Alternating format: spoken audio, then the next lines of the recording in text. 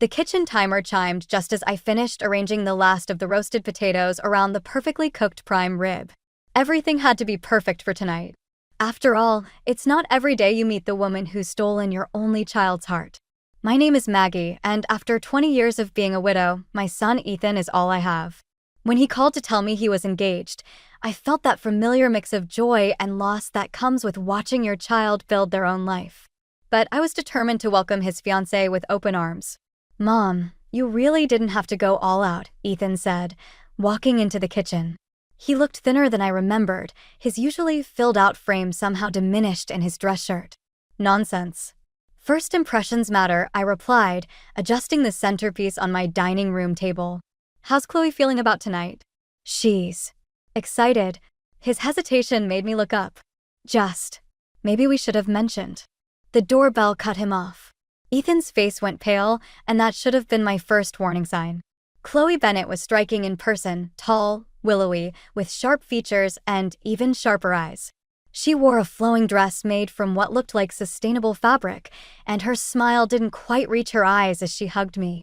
"It's wonderful to finally meet you, Dr. Harlow," she said, her voice carrying a hint of judgment I couldn't quite place.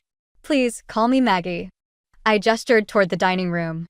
"I hope you're hungry. I've prepared my specialty." That's when everything went sideways.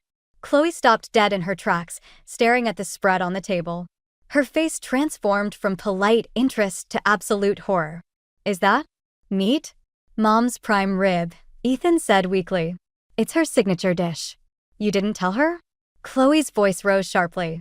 "Ethan, how could you let your mother prepare a dead animal without warning her that I'm vegan?" The temperature in the room seemed to drop 10 degrees.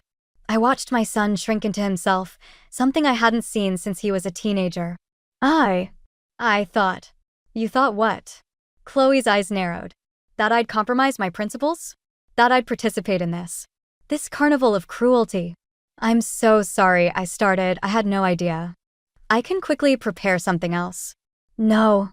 Chloe's hand shot up, stopping me mid-sentence. This is exactly what I was afraid of. This complete disregard for ethical choices. "Do you have any idea how many sentient beings suffered for this meal?" I've been a doctor for 30 years. I've handled emergency room crises, delivered difficult news to patients, and dealt with every kind of personality imaginable. But something about the way this young woman was speaking to me in my own home made my blood boil. "Chloe, please," Ethan pleaded. "Mom didn't know." "And whose fault is that?" She turned on him, her voice dripping with disappointment. "I thought you were committed to our lifestyle choices. Or was that just another lie?" I watched my son's face crumple, and something protective stirred in my chest. Before I could speak, Chloe was already gathering her things. "I can't be here. This is violence on a plate. Call me when you're ready to take our relationship seriously, Ethan." She stormed out, leaving a stunned silence in her wake. Ethan stood there, looking lost. "Mom, I'm so sorry. I should have told you." "Sweetheart," I said softly, "is this what you want?" He didn't answer immediately, and that silence spoke volumes. Instead, he helped me clear the table, his movements mechanical, avoiding my eyes. As I wrapped up the untouched prime rib later that night, I couldn't shake the feeling that this disastrous dinner was just the beginning. My son was changing before my eyes, and not in a good way. The question was, what was I going to do about it?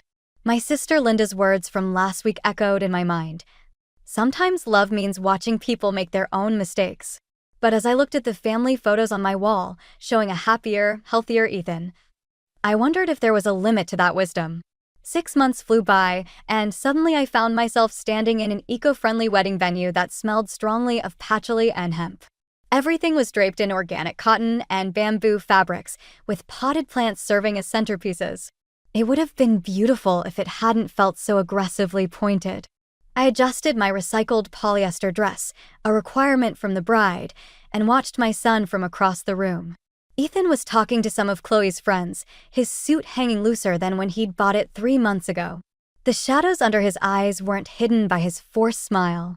"Well, this is different," Linda whispered, sidling up next to me with her husband, Frank. "I've never seen quinoa served 7 different ways before." "At least the champagne's real," Frank muttered, taking a sip. Though I'm pretty sure someone's going to lecture me about the ethics of yeast cultivation any minute now. I should have left, but I couldn't take my eyes off Ethan. He'd always been athletic, solid, like his father.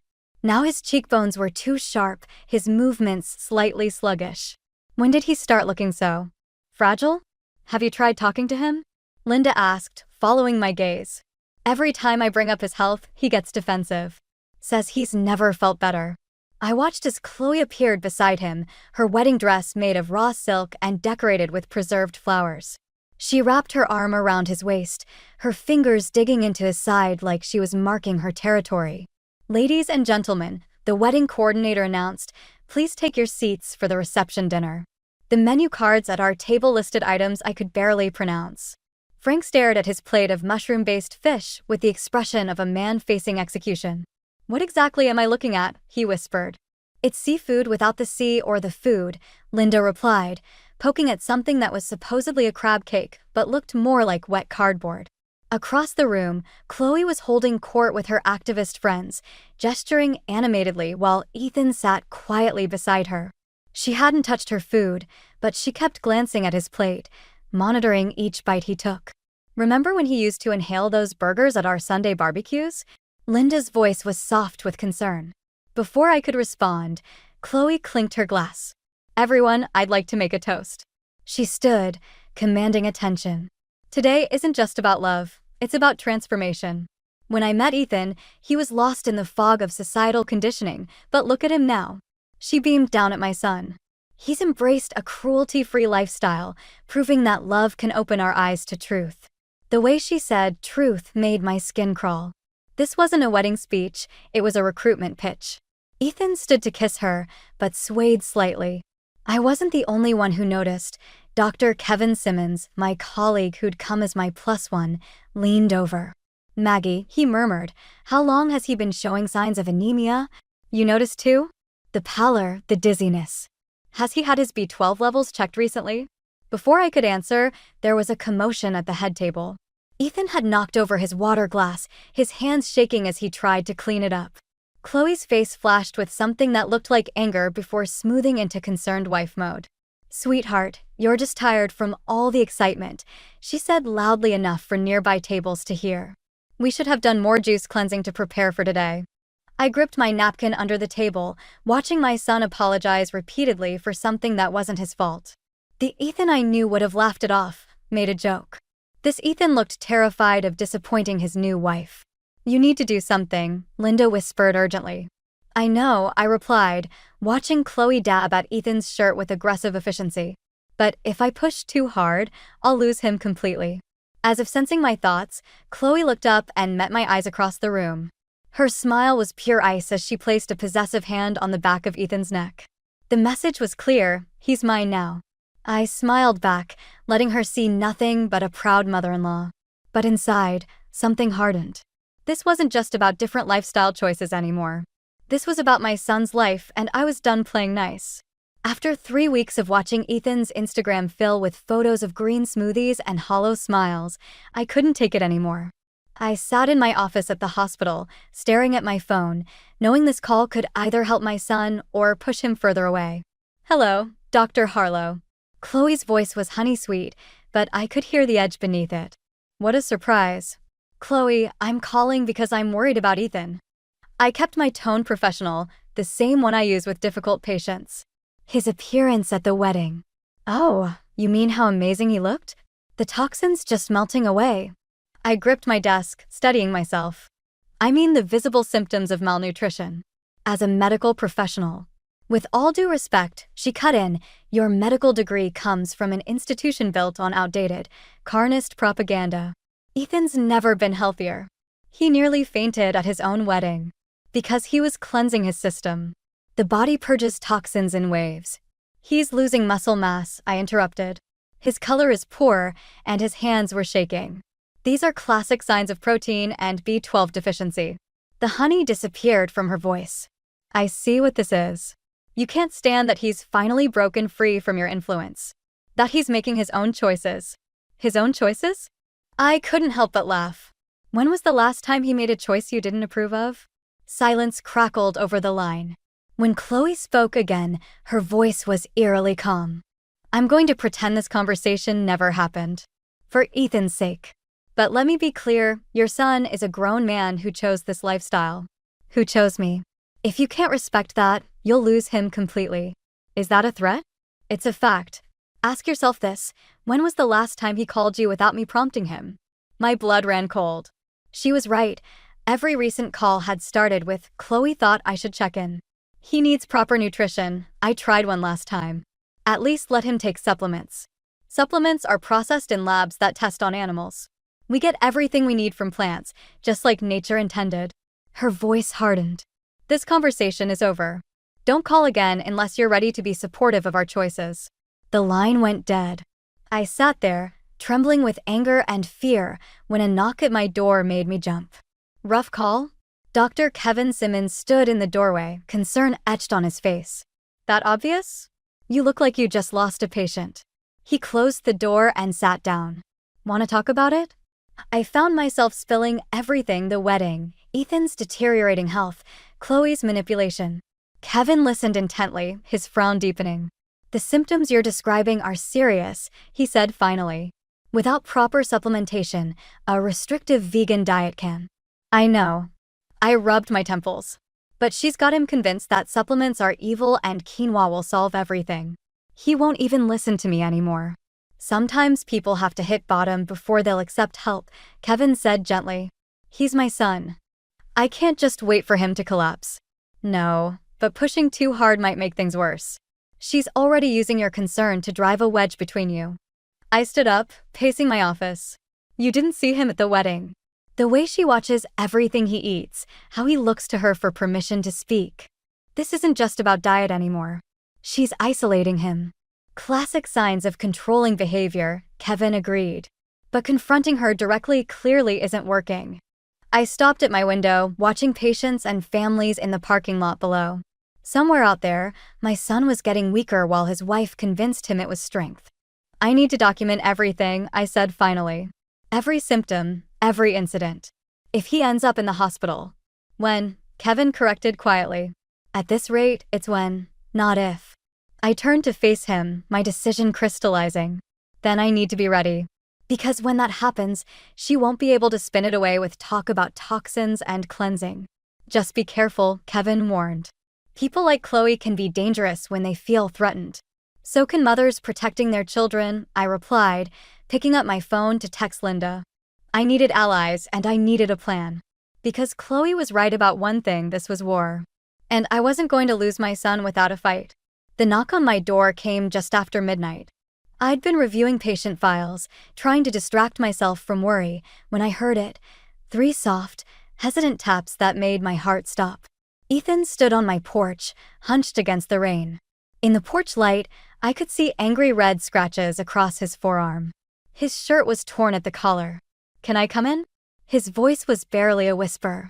I stepped aside, doctor mode kicking in as I cataloged his symptoms: dilated pupils, trembling hands, shallow breathing. But it was the way he flinched when I reached for him that broke my heart. Let me get my first aid kit. I kept my voice steady, professional. Like he was just another patient, not my son showing up looking like he'd been in a fight. He sat at my kitchen table, the same place where he'd done homework, shared breakfasts, told me about his first crush. Now he looked like a stranger in his own childhood home. It's not what you think, he said as I cleaned the scratches. We just had a disagreement. About? He winced, either from the antiseptic or the question. I was hungry. Really hungry. The construction site was brutal today, and I stopped at that deli near work. My hand stilled. The one with the pastrami you used to love? I didn't eat anything, he said quickly. Just looked at the menu. But Chloe. She checks my phone's location history. She saw where I'd been. The cotton ball in my hand was suddenly shredded. I forced myself to breathe slowly. And? She said I was betraying everything we believe in. That even thinking about meat makes me complicit in murder. His voice cracked. When I tried to explain about needing more protein for work, she got upset. Upset enough to do this? I gestured to his arms. She didn't mean to. She was trying to grab my phone, check if I'd taken pictures of the menu too. To tempt myself later.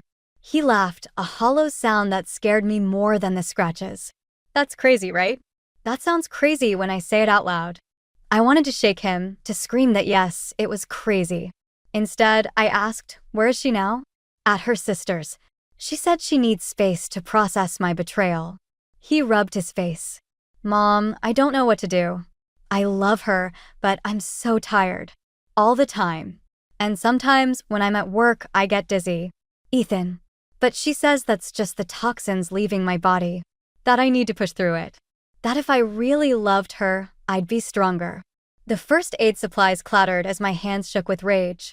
And what do you think? He looked up, and for a moment, I saw my little boy again, the one who'd come to me with scraped knees and broken toys, trusting me to fix everything. I think. He swallowed hard. I think I'm scared. Before I could respond, his phone buzzed.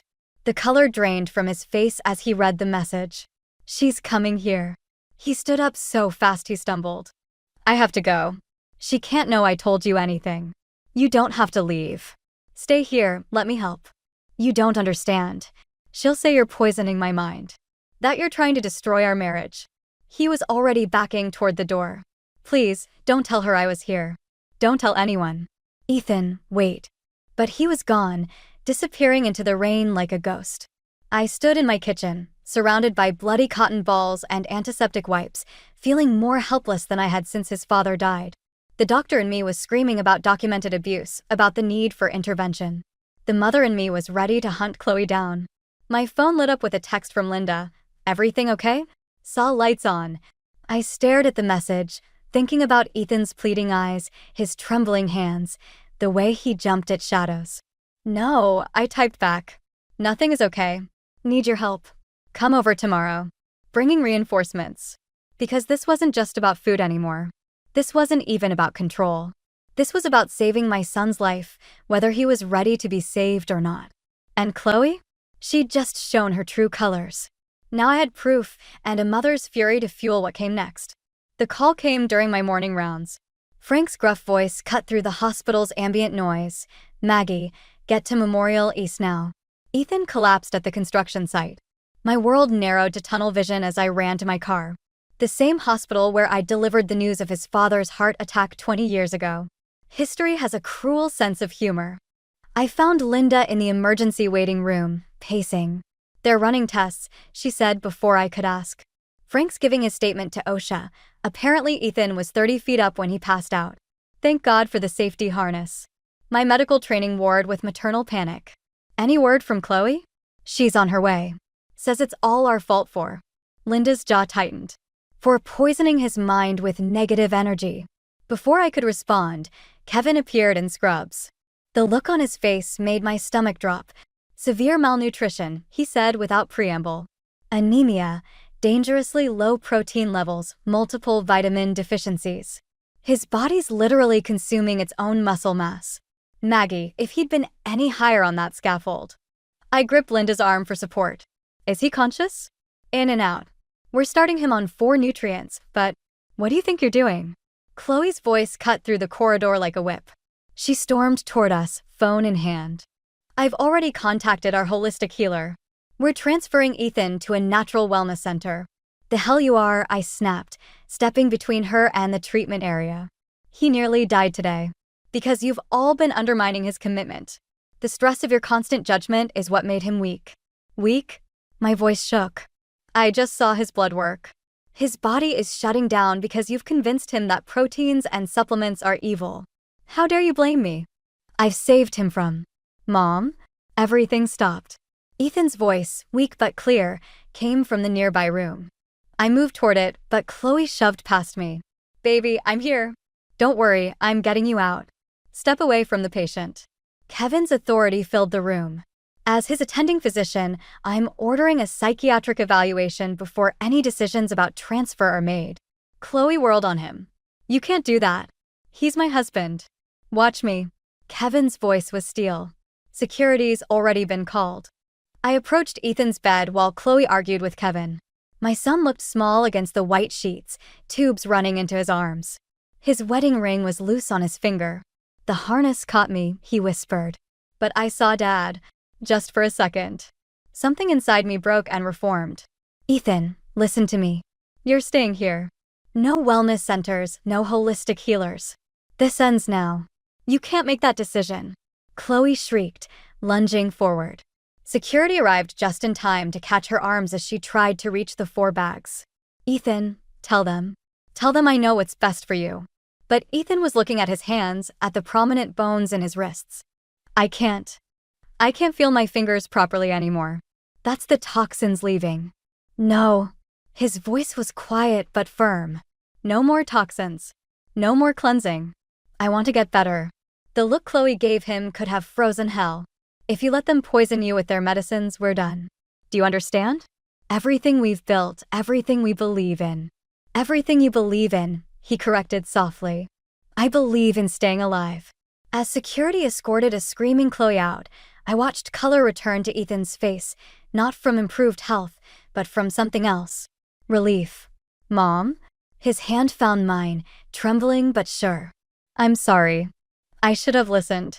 Don't. I squeezed his fingers gently. Just focus on getting stronger. We'll handle everything else later. Kevin appeared with additional 4 bags, including, he added, a restraining order. The police want to talk about those scratches once you're stabilized. I watched the medications drip into my son's veins, each drop pushing back against months of systematic destruction.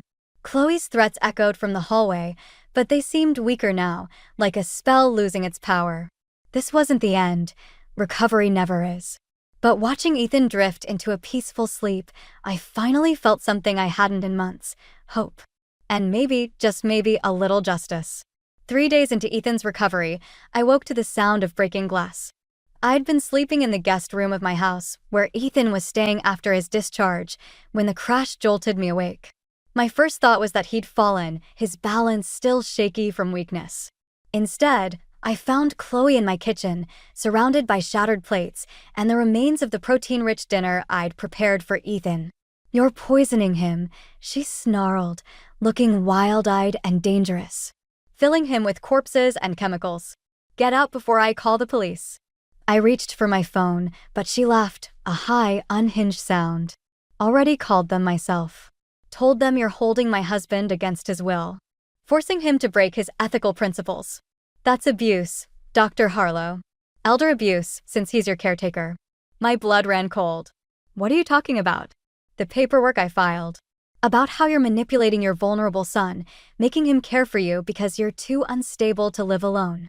She smiled, all teeth. Your medical license might even come under review. Mom? Ethan appeared in the doorway, pale and swaying. What's going on? Baby? Chloe's voice transformed instantly, becoming soft and concerned. I'm here to save you. Your mother's been reported for elder abuse. We can go home now, start your cleanse.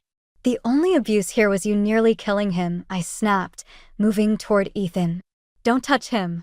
Chloe grabbed a knife from my counter. He's coming with me. Chloe, put that down. Ethan's voice shook, but he stood straighter.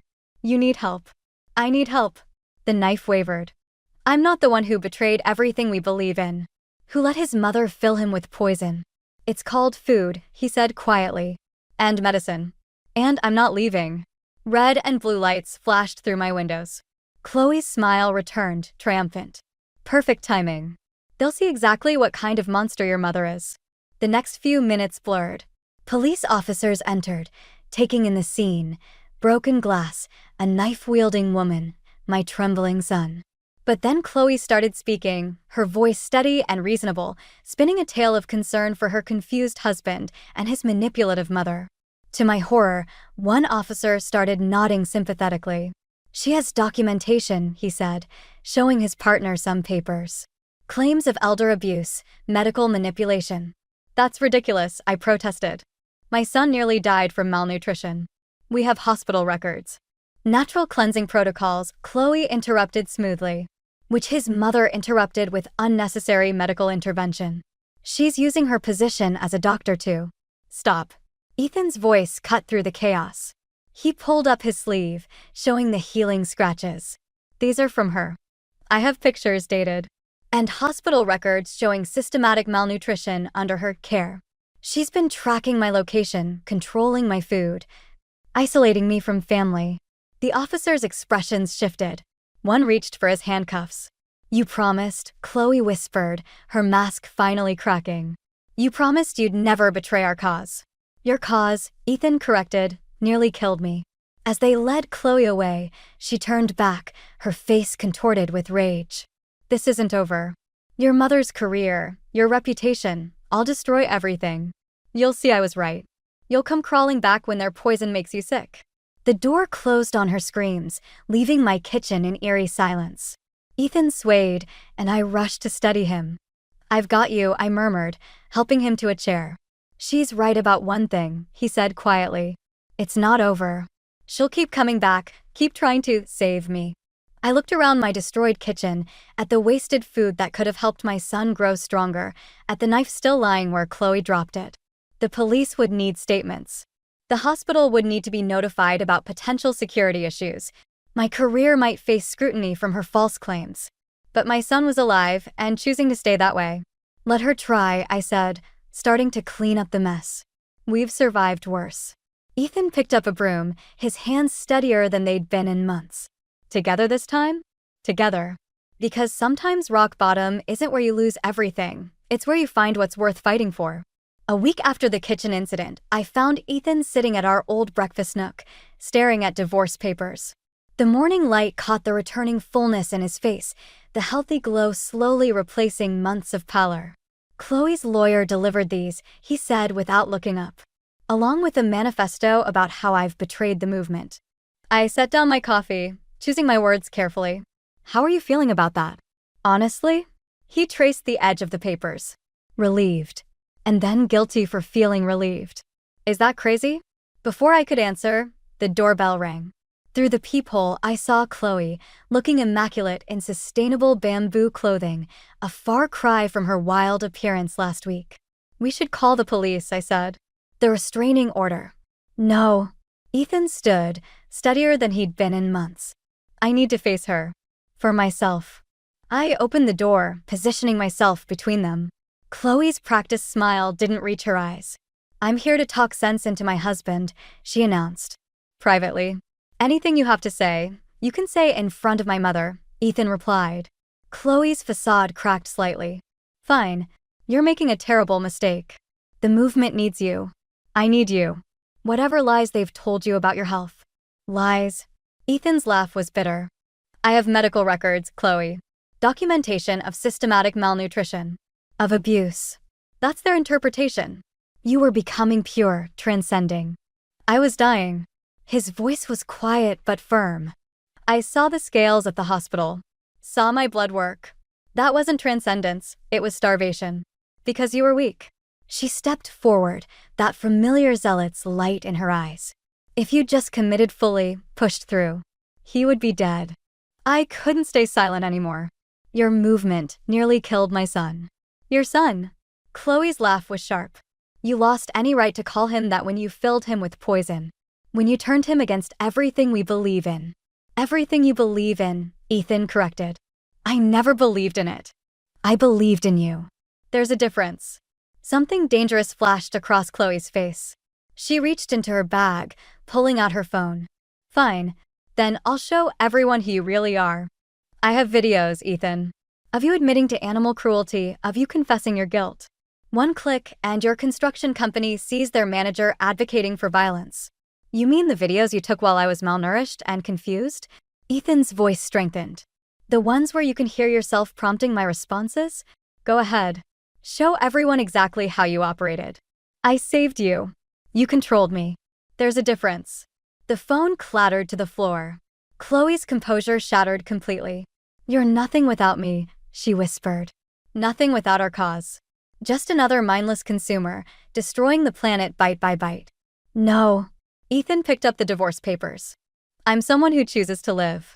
Who can respect your beliefs without letting them destroy me? There's a difference. A difference, she spat. Is that your mother talking? Did she teach you that while she was force-feeding you corpses? She taught me that love doesn't hurt. Ethan's voice caught. That's the biggest difference of all. Chloe stared at him for a long moment, something almost like understanding flickering across her face. Then it hardened into contempt. You'll regret this, she said, backing toward the door. When the guilt catches up to you, when you realize what you've thrown away. The only thing I regret, Ethan interrupted, is how long it took me to see the difference between passion and poison. After she left, Ethan's hands shook as he signed the divorce papers. I wanted to hold him, to protect him like when he was small, but this wasn't my battle anymore. You kept saying difference, I observed quietly, because that's what she never understood. He set down the pen. The difference between love and control. Between belief and obsession. He looked up at me, eyes clear. Between surviving and living. I watched my son straighten his shoulders, looking more like himself than he had in years. Sometimes the biggest victories don't come with fanfare or dramatic showdowns. Sometimes they come in quiet moments of clarity, when someone finally sees the difference between what they've endured and what they deserve. And sometimes that's enough. 6 months later, I stood in my kitchen watching Ethan prepare dinner. He moved with confidence now, his strength fully returned, chopping vegetables with the same precision he'd inherited from his father. Mom, taste this. He held out a spoon of something that smelled divine. It's a plant-based protein curry. Kevin's recipe. I raised an eyebrow. Still experimenting with vegan dishes? Some of them are actually good. He shrugged. Just because Chloe was wrong about everything else doesn't mean every single idea was bad. The doorbell rang and Linda burst in with Frank trailing behind, carrying wine. Something smells amazing, she announced, then paused. And vegan. And not vegan, Ethan replied, gesturing to the grilled chicken on the counter. I'm learning about balance. Frank uncorked the wine. Speaking of balance, heard anything from the zealot lately? Frank, Linda chided, but Ethan just smiled. Her last email was different, he said quietly. She's in therapy. Finally dealing with her own eating disorder, apparently. The control issues, the obsession, it wasn't really about animals at all. I watched him carefully. How do you feel about that? Relieved, mostly. That she's getting help. That I got out. He stirred the curry thoughtfully. She asked to meet, actually. To apologize in person. The kitchen fell silent. Linda shot me a worried look, but I kept my face neutral. What did you tell her? I asked. That I'm glad she's healing, but some distances need to be maintained. He tasted the curry, added a pinch of salt. Sometimes the healthiest thing you can do for someone is to let them grow without you. Frank raised his glass. Wise words from the kid who used to eat mud pies. We laughed, and just like that, the tension broke.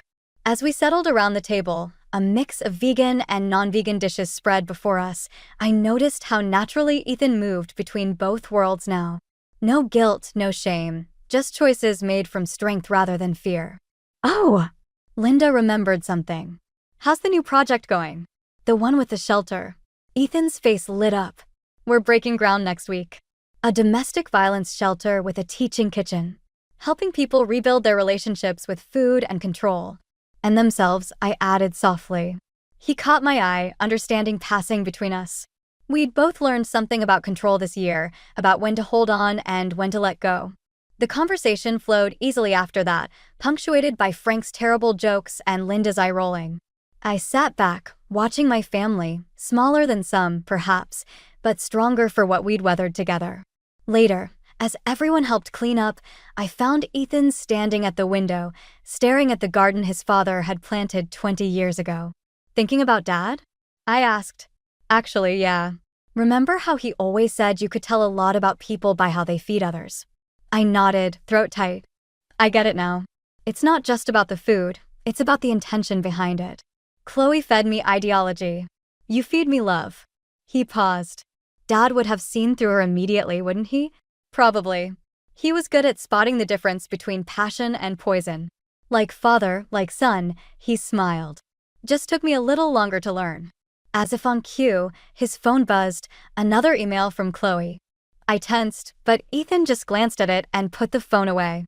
Not even curious? I asked. Some stories need to end for others to begin. He picked up a dish towel. Besides, I'm cooking for that shelter fundraiser tomorrow. Got more important things to focus on. I watched him return to the kitchen, joking with Frank about sustainable dishwashing techniques. The son I'd almost lost was back, but different, stronger, wiser, with scars that had healed into wisdom. Sometimes love means protecting people from harm. Sometimes it means letting them face it head-on. And sometimes, if you're very lucky, it means standing in your kitchen on a regular Tuesday night, watching your child choose himself. One meal at a time. That's the thing about healing. It doesn't always come with dramatic gestures or grand revelations. Sometimes it comes in simple moments, in curry recipes and family dinners, in the quiet victory of choosing to nourish rather than destroy. And sometimes, that's the greatest revenge of all.